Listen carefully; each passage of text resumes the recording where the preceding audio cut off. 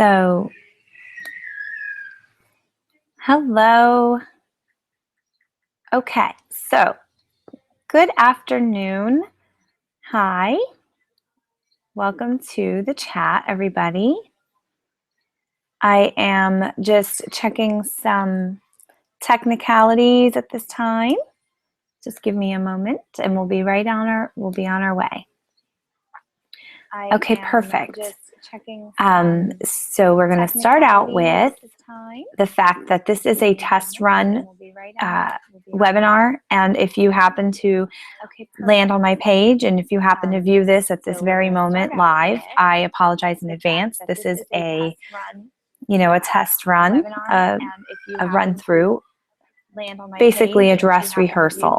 That's what we're doing right now. So we're going to start out the workshop with a brief dress rehearsal. That's what we're doing. There's a viewer. Thank you for leaving. Okay, so welcome to the writing workshop. I am so happy that you have joined me today and that you are here and we are live. And I just want to go ahead in the chat and type in where you are, visit where you are from, where are you viewing from. Go ahead and type it into the chat. Whoops, you're not supposed to see me. Back to screen share we go. Thank you, thank you, thank you.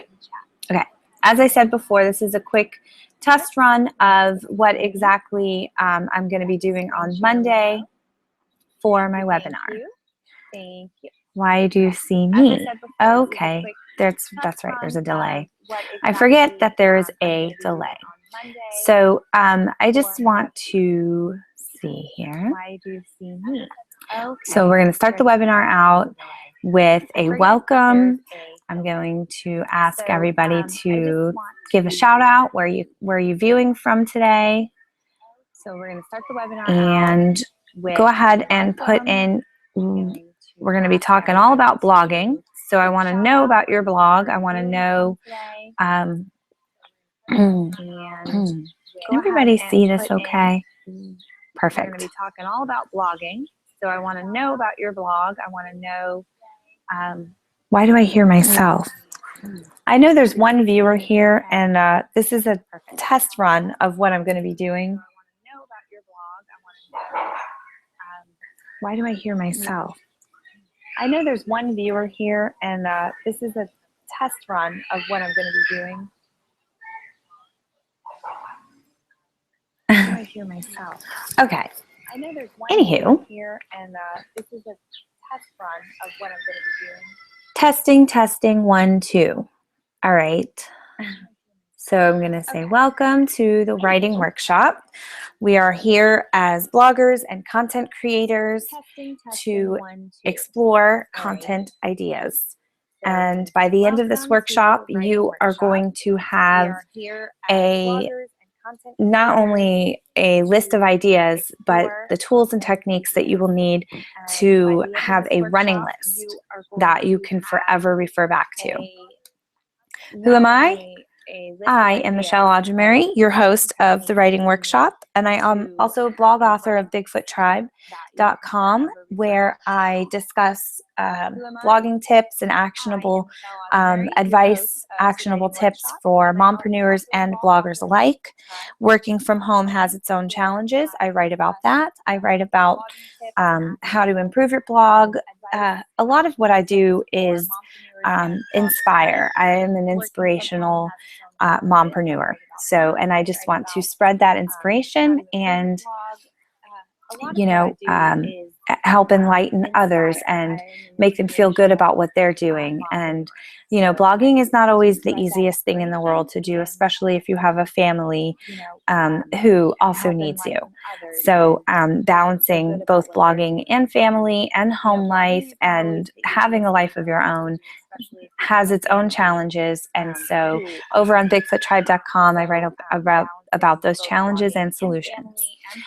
Also course creator at Tribe Lessons on Teachable. I'm just throwing it out there because that is something else I do. And so thanks for joining me in the writing workshop. let's dive right in. So the first thing that I would like to touch on is, where do you come up with blog post ideas? Where do your ideas come from? Go ahead and write it in the chat. I really want to know from you where your content comes from. Like, what inspires you to write? I want to know. So awesome. Perfect. So let's go ahead and think about this here for a moment. Sometimes when you look at the past, you can determine exactly what to write about. You can determine what works and where to go next. A good way to do this is Google Analytics. Google Analytics is a lifesaver by far. It is probably the best tool that you can use as a blogger, whether you're a brand new blogger. Well, brand new, you're not going to have any analytics yet. But if you're a month new, or 2 months new, or even 1 year new, you can refer to those analytics stats, and you can definitely determine what works and what doesn't work, and what has worked in the past. I know it may be difficult, but a good solution, a good tip is to just analyze it every day. Go to Google Analytics, see where your traffic is coming from, see what those most popular posts are, and refer to it every day. Okay, so the first step in finding blog post ideas is to find your most popular topics. How do you do such a thing? Well, your most popular topics tell you what your audience enjoys and what they want more of. And also, your most popular topics build upon or expand on those topics. Oh, excuse me. You want to build upon or expand on those most popular topics. And you want to create blog post series on those topics. So here's an example. I'm going to use recipes, okay? And so say that you wrote one of your most popular posts is a recipe, but you don't typically write about recipes like you do, like that's just one small part of what you write. So you want to take that recipe post, and there's so many things you can do from that, and I'm going to explain it later in the workshop, but you want to find a way to build upon that or expand on it. So maybe you can do like a sister recipe, another one that kind of relates to it. Or if you don't want to go into another recipe post, you can possibly write something of, let's see, you could write some of the tools that you use to make that recipe. Say you used a mixer, or and so you could build upon it by doing another post on how those tools, all the tools that you used, or your favorite products that you used. And on that next post that you make, you can definitely include some affiliate links to possibly make an income. I want to just throw out there that income is not the reason to blog. Sharing your life and your experience and your education, that is what a good reason to blog.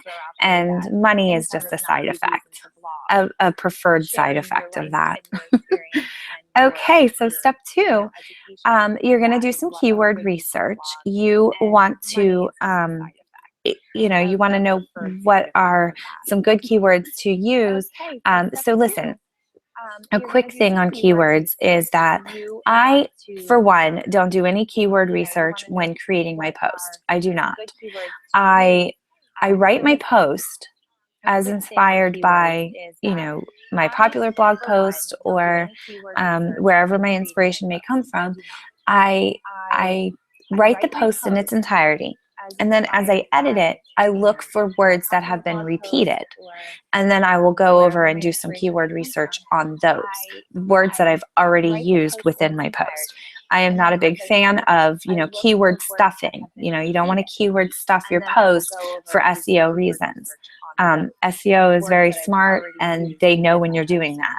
And your readers know when you're doing that. And it just devalues you as a blogger. So don't do keyword stuffing. So that was just my quick side thought on keywords. But your most popular topic is where your audience's interest is.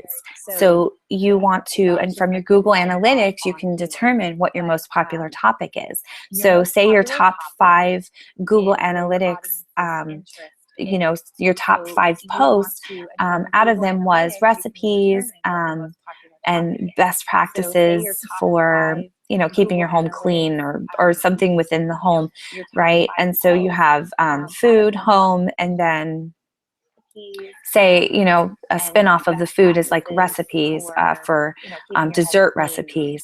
So you want to, those will be what you want to write more about.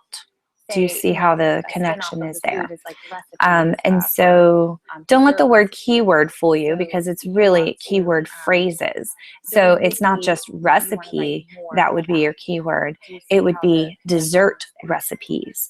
Or, you know, and the more specific you are on this, the better for you, because people don't just search recipe. Nobody goes on Google and says recipe. I mean, maybe they do, but you're going to get 5 million results. So people typically, sometimes they'll ask a question, or it'll just be like a short phrase, and you don't want to include those words of and the, you know, you don't want to use those words in your keyword phrase, but something like quick dessert recipes. That is a ideal keyword phrase that you would use on your recipe blog. Other ones would be like Friday night fashion, or, you know, fashion bloggers, or, you know, I mean, there's a number of ways to do it, but just think about your post and how it specifically helps someone. And then that's what somebody would be searching for on Google or any other search engine. And Pinterest is the number 2 search engine after Google. I think Pinterest will surpass it here shortly, but Pinterest is definitely a great tool that every blogger should be using. So you want to write down your popular keyword phrases. You want to make sure that you have it documented so that you can look back on that at another time if you're at a loss for what to write about next. You want to make sure that you have that in your back pocket. So you'll yes, you'll get new blog post ideas from those keywords. Number 3, create a running list. If there is one thing you get from this workshop today, is that no matter what you do, have a running list. Write those ideas down. Do not think I'm going to remember this. Don't think about that, because there's 1,000,001 things that you're thinking about every single day. And that great topic, that great idea, that next blog post idea, you might have thought of it, but then you went on to think about 15 other things before you get back to that thought, and now it's gone, and you're like, what was that? What did I just say? That was great. But always just write it down. As a creative, that's what I do. I stop everything I'm doing. I'll tell my children, I'll tell my husband, hold on a sec, I have to write this down, because it comes into my mind so fast and it leaves even quicker. So always write it down. And there's a number of ways you can do a running list. You can do it electronically, you can do it paper and pen, you can have a notebook that you write it in, you can have, you know, scrap papers if that works for you, sticky notes if that works for you. You could do like a Google document online, or you could use, you know, Microsoft Word or Pages. And a good practice to do is not only write down the idea, but if you can come up with a catchy title right as that idea hits you, that more than likely will become the title of that post. And I say more than likely because sometimes you might look back at that and go, no, that title is all wrong. Or by the time you actually write the content out, you might look at the title and go, no, it doesn't really match exactly what I want it to say. So, but yeah, jotting down not just the idea, but a catchy title as it comes into your mind, and a few points of like main points of what your next post could be about. And a good reason to do this is when you go to sit down to create that post, you will already have your bullet points. You'll already have those subheadings that you want to include in your post layout. So always write it down as soon as you think of it. So where do you find some inspiration, right? So we're talking about creating a running list, but where do these ideas come from? All right, so inspiration is all around you. You got to just tap into it. Tap into your social media, your blog comments, read other people's blogs. You know, it is out there. It could be out in, you know, in your real life when you're in conversation with people. Something might come up that like you know, a problem that they may have that you actually have already found a solution for. And you're like talking with somebody about how you solved this problem, or, you know, whatever it may be. Those are your blog post ideas, and those are things you want to write down on your running list for sure. Okay, so where exactly online do you find that inspiration? You find it in your social media. You know, you could stroll through your regular Facebook feed, see what your friends and family, the people that you know in real life, what are they saying? What questions are they asking? What problems are they having, right? And then you also have Facebook groups. Now, I'm not talking about your typical, you know, authentic Facebook group where you go and post your latest blog thread or your latest blog post in the thread. What I'm talking about are Facebook groups of things where you go to ask questions that relate to what you write about. Okay, so if you're, you know, say a fashion blogger, you might be a part of like a localized fashion Facebook group that you can, you know, you could stroll through there. What you're looking for are questions that people are asking, because that, my friend, is what you can write about. If you have the answer to that question, you have a blog post idea. Write it down. Also, search Pinterest and Twitter. Pinterest is like my favorite, because you not only get the information, you get visuals, and we all like to see pretty stuff, right? So, and then Twitter also. Twitter is super, because Twitter, there's so much content on Twitter that it's very easy to pull all of those questions from Twitter, and you simply go to Facebook, Twitter, or Pinterest, or the Facebook group, and you put it into the search bar. Whatever it is that you might be thinking about writing next. Say it is dessert recipes. Put it in the search bar, dessert recipes, and see what comes up. Because if you don't know, maybe, you know, you can do a compilation post, or you could do, you know, expand upon somebody else's idea that they may have already had. Oh, you got birthday candles. Okay. So the main thing that you're looking for when you're strolling, is to find your audience's pain points. What are you struggling with in regards to blank? That is exactly what you want to ask your audience.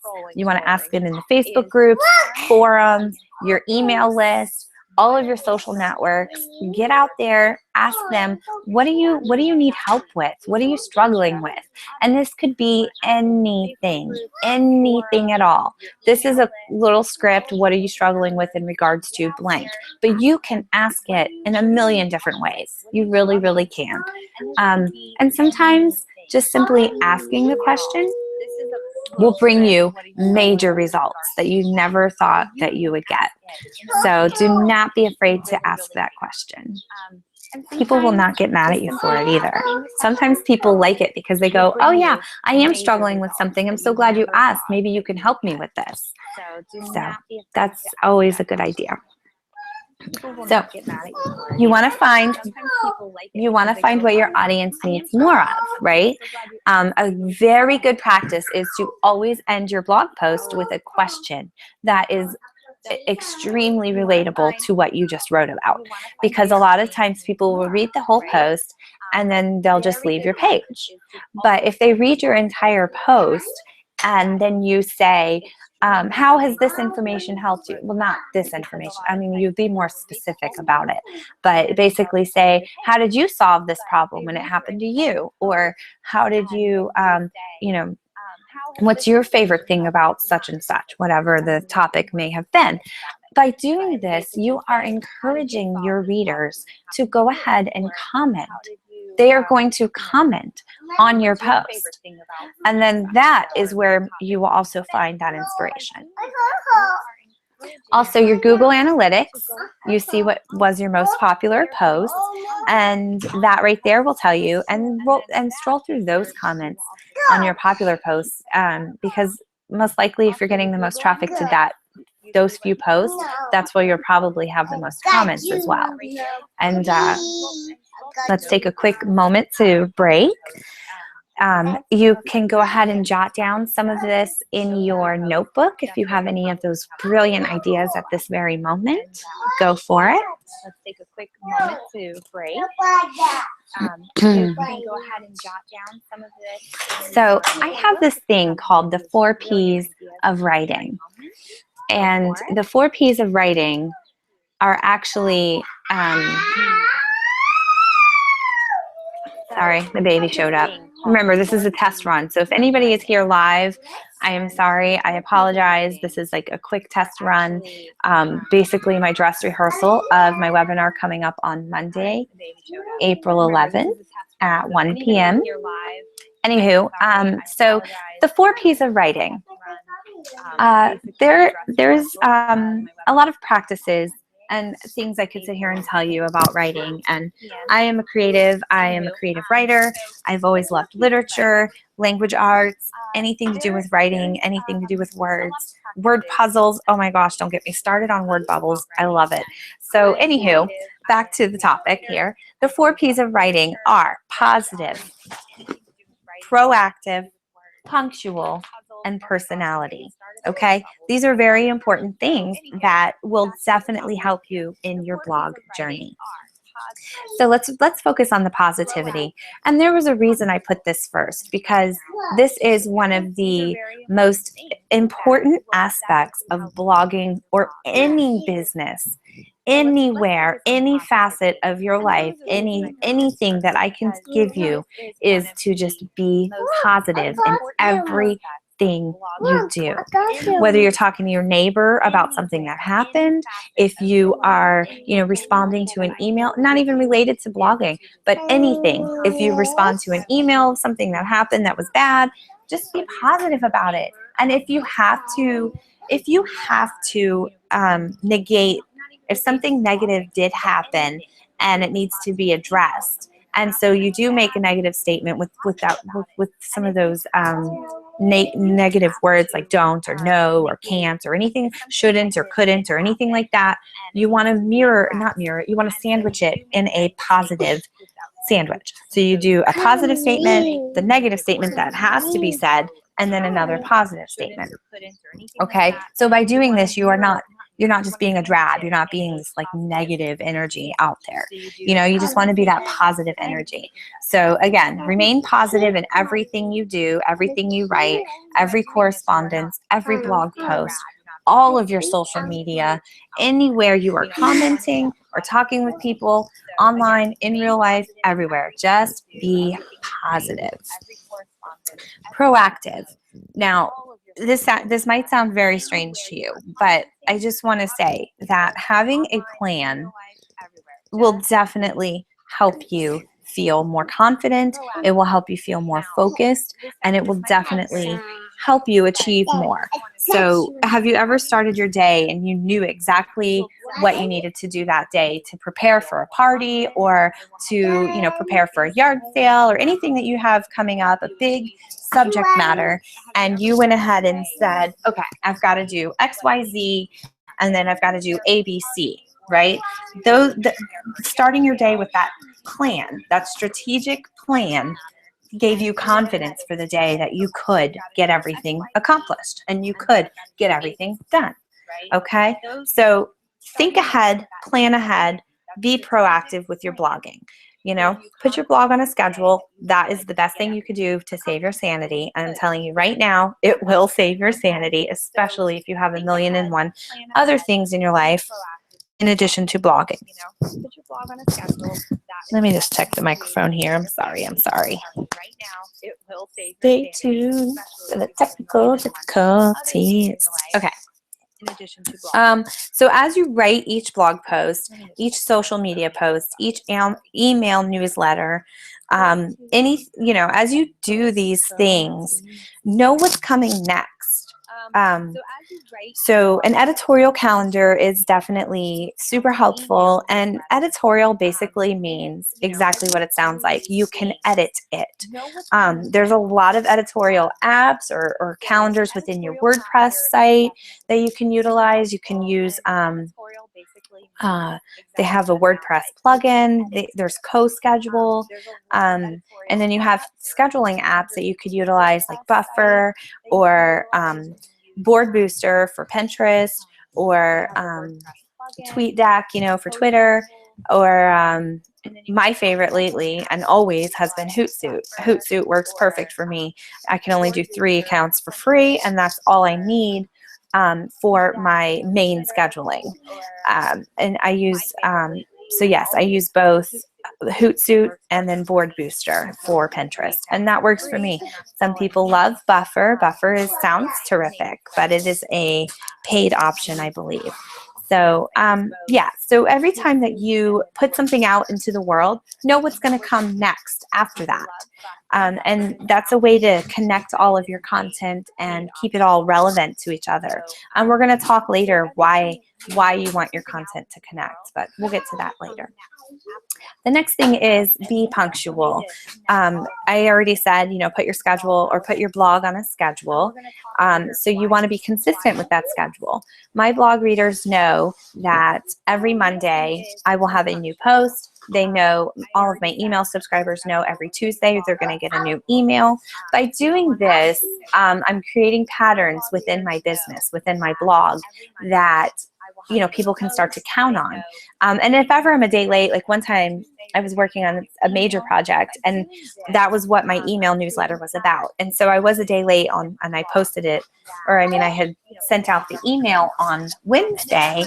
And I told my email subscribers that I had put it out on Wednesday instead of Tuesday, and just asked for a little forgiveness. And sometimes it's fine because people remember that you're a person, and that helps. That helps you keep that connection and keep that warmth with your email subscribers by admitting something or so anyway, you want to remain punctual in everything you do in your writing. Give yourself office hours.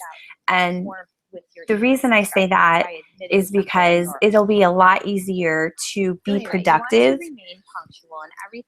to be the most productive if you put yourself on a schedule, not just your blog, but yourself. So, give yourself office hours. At some point in the evening, turn it off, cut it off, and just hang with your family.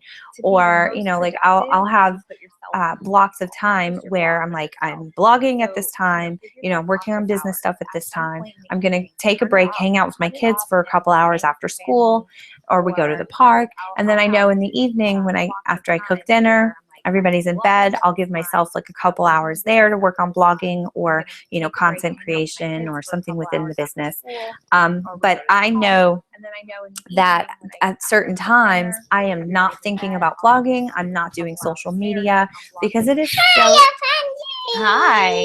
so it is so easy as a work-at-home mom to just work all day long. And so giving yourself office hours is probably the best thing you can do. And so by giving yourself office hours, be punctual with those hours. If you give yourself from 9 a.m. to 12 p.m., those 3 hours to get stuff done for blogging or your business, then be punctual with that. Don't wait till 9:15, because then you're just, you're going to create a habit for yourself of doing that. So create those good habits, give yourself office hours, and be punctual. Also, personality. This is super, super important, especially in a written blog, because, on video, you can show that personality, you raise your eyebrows when you speak, or you use your hands when you speak, or, you're visually interesting, or you'll have something very visual to show within your vlog. But when you're doing a blog and it's written, you want to make sure that you show that personality in your written content. So let that personality shine. Add in tidbits, emojis, little wink, or in my best so-and-so voice, like I've done like in my robot voice before, like you don't want to sound like a robot when you write, right? So I wrote in parentheses in my robot voice. So express yourself in your writing. Don't be afraid to do that. Don't be afraid to add in little emojis and show that personality, because at the end of the day, you want to make sure people understand that you're a person who wrote this blog. So let's go ahead and take a quick break. Go ahead and jot down some notes in your workbook that you've downloaded. At the end of the day, you want to make sure people understand that you're a person who wrote this blog. So let's go ahead and okay. Now, earlier I mentioned connecting your content and the importance of that. And it's not super easy, but it's a super easy concept. And once you do it, every single time you do a new blog post, it will become a habit, and it will become easier to connect your content. Initially, if you've never done this before, it might be a little difficult at first, but as time goes on and as you do it more and more, it becomes easier and easier. So, your blog posts, your blog posts are an interweb of information, inspiration, or entertainment to your readers. So it's its own system. Now, right now, I want you to go ahead and type into the chat, does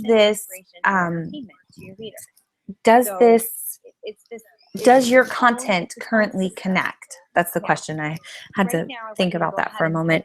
Does your content currently connect? And by that, I mean, does it relate to each other, to where you drop links within a post that will take your readers to another post? And I'm not talking about something at the end of the post that you've like, a plugin that you put in to where at the end of every post there's like related reading or, previous or next. I'm not talking about that, because those get overlooked more than anything else on your blog.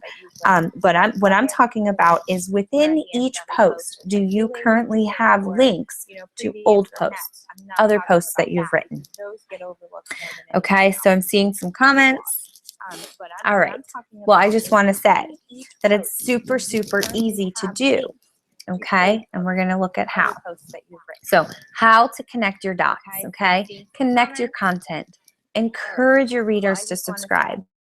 Every single thing you do, you should have some type of opt-in, some type of way that they can subscribe to you. And do not call it a newsletter. Please don't call it a newsletter. We're going to talk about that in a minute. But encourage your readers to subscribe. Create a blog post series. Sometimes you may have like a huge blog post, and by the time you are done writing it, you're like, whoa, that's a lot of words, right? It might be like the 2,000 word blog post. Some people say that that's good to have a 2,000 word blog post. I say break it up into a series. Make it easily digestible. Keep those bullet points separated. Separate those bullet points in a way that makes sense to where you can create an entire blog post out of just that section of what you have written. Blog post series are so much fun, and that's a great way to connect your content, get your readers excited to come back for more. It gets your, and then you can always reuse that information, that content, in a new, like a series of new, when you have a new subscriber, you can send out that blog post series over a series of like 2 weeks, like every 4 days they'll get say, here's, a very interesting blah, blah, blah that I've written about. And so I want to make sure that you have access to all the information, blah, blah, blah. As a new subscriber, I just want to show you some of my best work. And so here's the first post of this blog post series. It's a great way to connect your content and connect with your readers and get them excited about reading your other posts as well. Always include an affiliate link in every single post that you write. If you have affiliates that you are working with, include a link in every single post that you write. Every single post. And if you don't know how to do that, it's okay. There are ways to do it. We're going to talk about that. Yes, and every post should link to an old post. So here's some quick tips on connecting your content. In every post, try to incorporate a link to an old post. You could see here in the second bullet point how I've done this. If not in text, then drop a related reading, colon, title of related blog post in between your paragraphs. I am sure you have seen this before around the web. You read a paragraph. Oh, hi, John. This is a test run. Thank you for joining the chat. This is a test run of an upcoming webinar, and I wasn't sure how to make it private. So I apologize for anybody who's viewing this and they're like, what the heck is she doing? It's just a dress rehearsal. So anywho, when adding a related reading, if there's not a way to do it within the text, within the paragraph, and say, here I recently wrote a post about blah, blah, blah, and then you put a link to that old post there. If you cannot do it within the paragraph, go ahead and just put it in between paragraphs and say related reading and then the title of the post, and make sure that it does relate. Like, you don't want to be talking about recipes and then do a post to, something that you decorated, like a DIY project. You want it to be another recipe, or, something that you use to make that recipe, or somehow that it is like instantly relatable. And then another thing you could do is have the footer of related posts where it's like next and previous, or Discus does this automatically under your quote, under your where you can comment. They have some of your content there too. Encourage your readers to subscribe. You always want to ask. There's no harm in asking. You're not going to be a jerk for asking for their email address, because when you put in all of this work and you put in time, you put in effort, you put in your creativity, and all of these parts of you go into your content that you've created. And then for what? If you don't have any email subscribers, you may have people come from your social media to click through and read it. But at the end of the day, your email subscribers are where you can make that connection, that real connection with your readers. Somebody may come from anywhere, from social media, read your post, and then leave, and they will never, ever, ever come back. But if you're an email subscriber, you can send to them directly something new, something exciting, something fun, anything that you can relate with them about. You want to have people on your email list. So do not be afraid to ask them. Put it in your blog post footer, if you enjoyed this, or put it in your sidebar, your top bar, do a slide in, a light box, pop up, whichever method works for you. Create a subscribe page. Now, this is very useful because somebody may be looking through your blog, and if they don't necessarily see that call to action to subscribe on a particular page, but they look up in your header and you have subscribe, and they like what they're reading. Maybe it's the second or third time they're there, and they're finally ready to commit to having more of your content delivered to their inbox, but they can't find that opt-in. You want to have somewhere where it says subscribe, probably up in your header in your menu, and that way they can click on that and it'll take them over to a subscribe page. Or you can do a pop-up if you have the technology to do that. Ask on your social media, just every so often. I do it daily on Twitter. I say, hey, you know, subscribe to Bigfoot Tribe for blah, blah, blah, for XYZ, whatever it is that your tagline, or maybe you have an opt-in, and we're going to get to that in a minute. I think I have opt-ins on here. No, I didn't mention opt-ins. Anyway, maybe you have an awesome opt-in that they can get, like a freebie, a free downloadable checklist or cheat sheet of your blog post. But you know, ask them on social media and in your profile. Put it in your profile. Don't just include a link to, you know, your blog post, or you know, your blog homepage. You want to include a link to your blog subscribe page. Okay, so you created the subscription page where they can click on it from the menu. That is the same page that you want to put into your profiles on all of your social media, because people are going to look through your social media. They're going to go, oh, I like what she's written, or I like, you know, her charisma, or you know, I like, oh, those recipes, you know, I like those. But you don't want them to just go to your home page. You want them to go to your subscribe page. How to successfully do a blog post series. And I know that I mentioned this up above, but I just want to go in depth with you about it. It's actually quite simple. You sit down, you batch content create, and you sit down and you think about, you know, you refer to that running list, look through it and see if any of those quick little things that you jotted down relate to each other.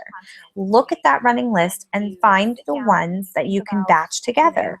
And by doing this, you are creating a blog post series. And a blog post series can be 2 parts. You can do a 2-part series. That is perfectly fine. Lots of people have done that. Or you could do a very extensive 10-part series, you know, and that actually is great if you have that much content to connect. That is a terrific way to do it. But don't be afraid of a blog post series. Don't be intimidated by it. It is so doable.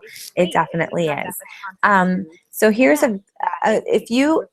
a perfect blog post series will be if you have a great deal of knowledge about something, you have a great deal of passion for it, and it solves your readers' pain points.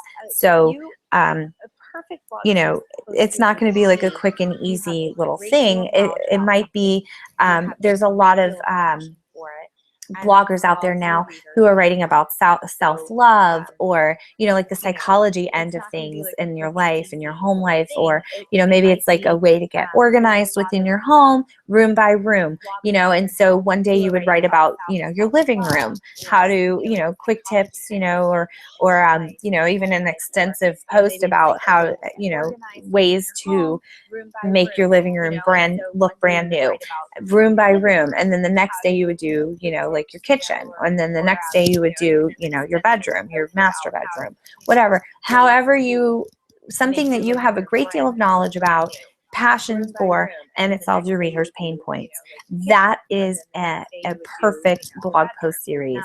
And there are reasons, so many reasons to do a blog post series.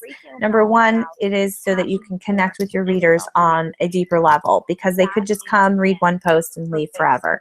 Or they see that you're in a series, and so even if it's already completed, say you wrote this series 6 months ago, they're going to probably click the before link and the after link to read more of that topic. Also, another reason that you want to do a blog post series is that it encourages those clicks and it encourages that engagement with your readers.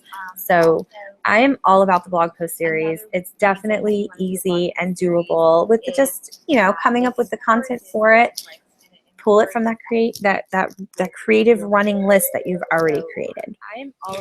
So here's a quick note on affiliate links. You always want to have an affiliate link in every single post. And I know you're probably like, but Michelle, how do you put an affiliate link in a post about recipes? Well, what did you use to make that recipe? Did you use Imperial Brown Sugar? Did you use, you know, King's Arthur, you know, flour, all-purpose flour? Did you use products that you could buy at Target? or Walmart. Well, I don't think Walmart does affiliates. I wouldn't be an affiliate with Walmart, but I'm just saying Target even, or if you're like a fashion blogger and you have like these shoes that go with this outfit, or whatever it is that you might be talking about, there is something in that post that you can easily become an affiliate with. And if you don't know where to start, Amazon is a great place to start because they have laid the foundation for being an affiliate for anything. So say you wrote a blog post about planning. Okay. How do where do you get an affiliate that relates to planning? You go to Amazon, become an affiliate, and you pull from they have every single thing you could possibly buy at any store. Amazon probably has online. So you go there and you find planners and you put that into your blog post. You put those links into your blog post. So some other good ones are your favorite store. Like I said, if you're like a fashion blogger or, a home blogger, like if you write about decor and home, or if you're a hobby blogger or a craft blogger, any store that you would go to get the materials to make whatever it is that you're writing about, or to create, like if you're creating, this adorable outfit for Friday night, or if you're creating, a DIY project for the home, or if you are, like I said, a recipe, or anything that you would need to make, anything that you would need to create this thing that you're writing about in your post. Those are your affiliates.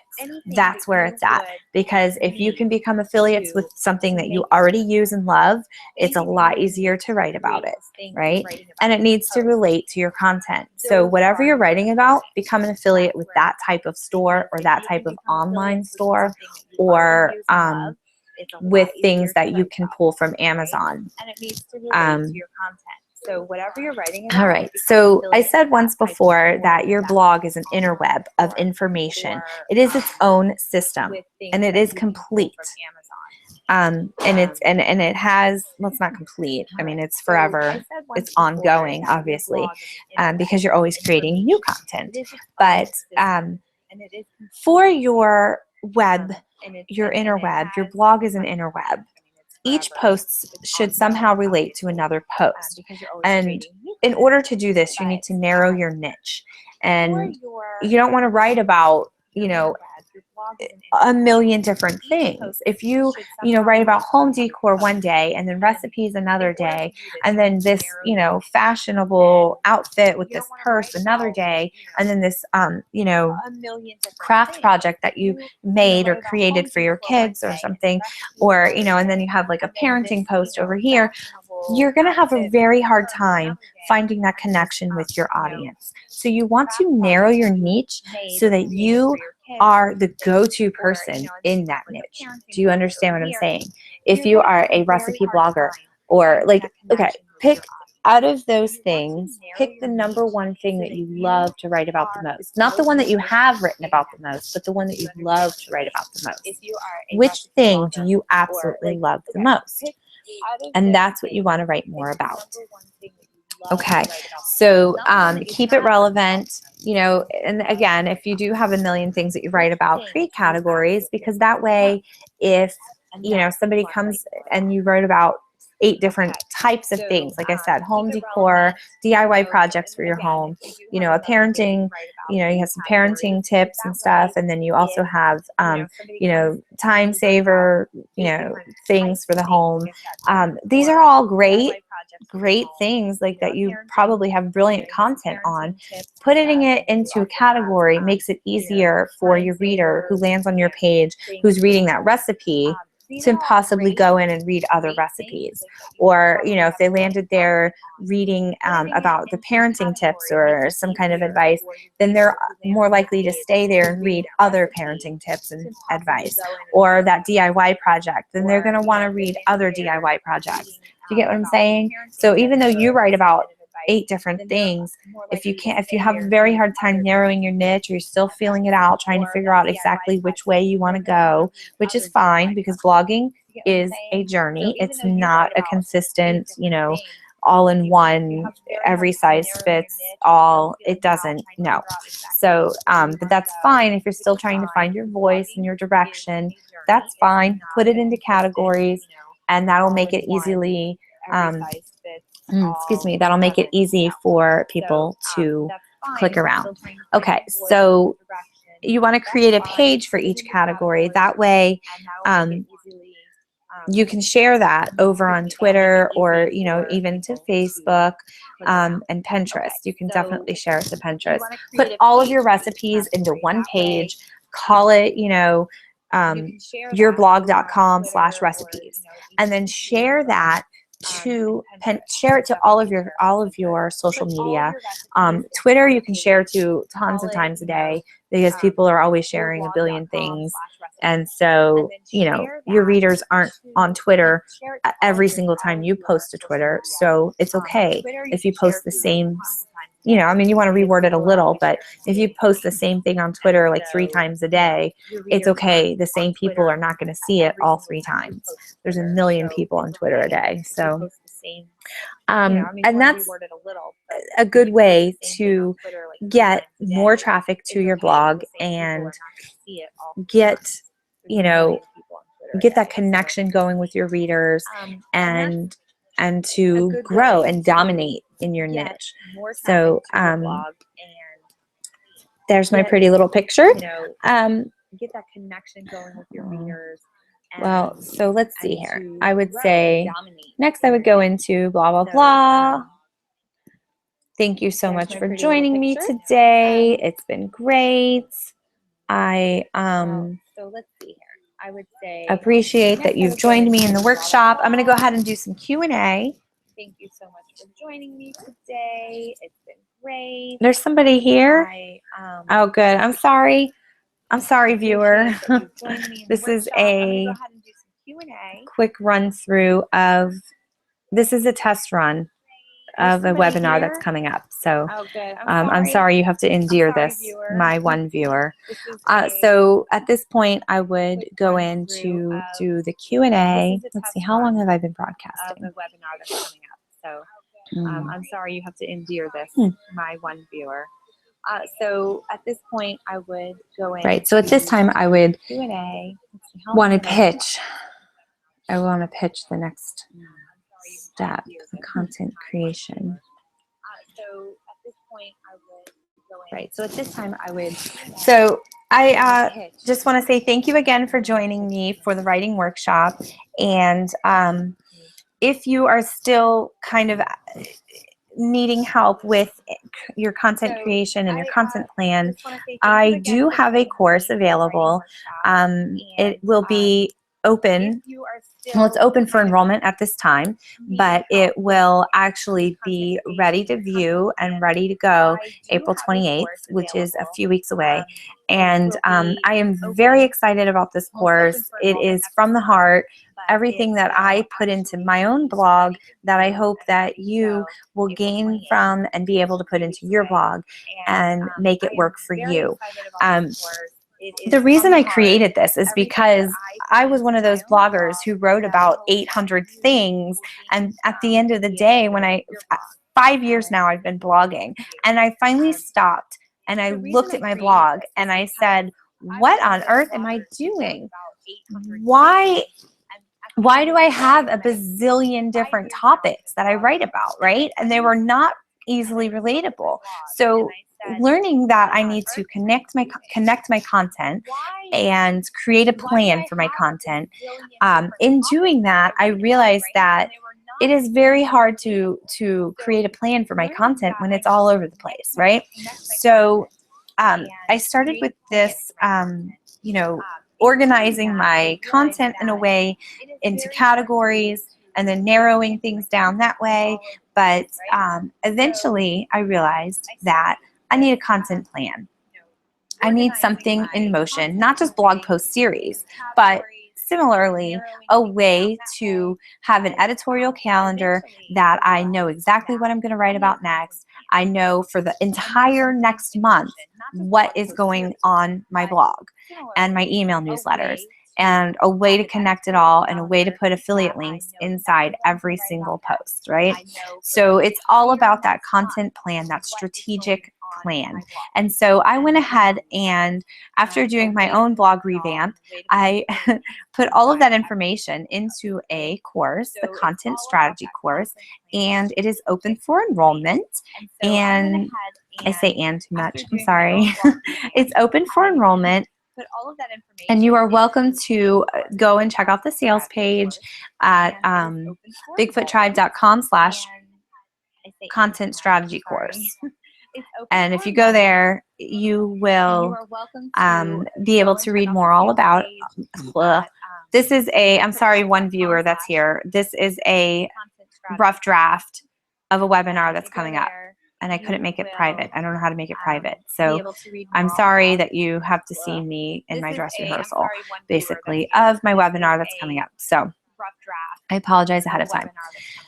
Anyway, the content strategy course is for bloggers to organize your plan in a strategic way, to put your content in a plan and make it count, and include those affiliate links to help make an income. Now, I'm not saying an income is the reason to blog, because we all know blogging is a, what's it called? Blogging is a labor of love. That's what I wanted to say. A labor of love. It does not come easy. It does not come easy sometimes, right? And not knowing what to write about next is probably a very, very prominent challenge in the blogging community.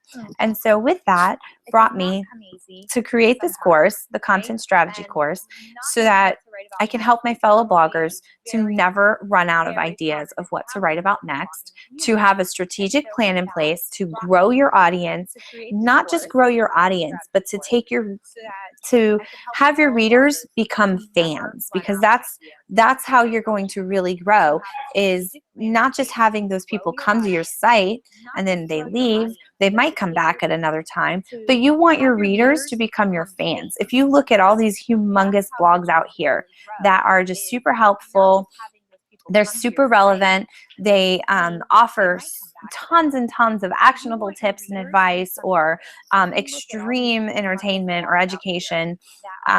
Those are the go-to blogs. Those are very well known.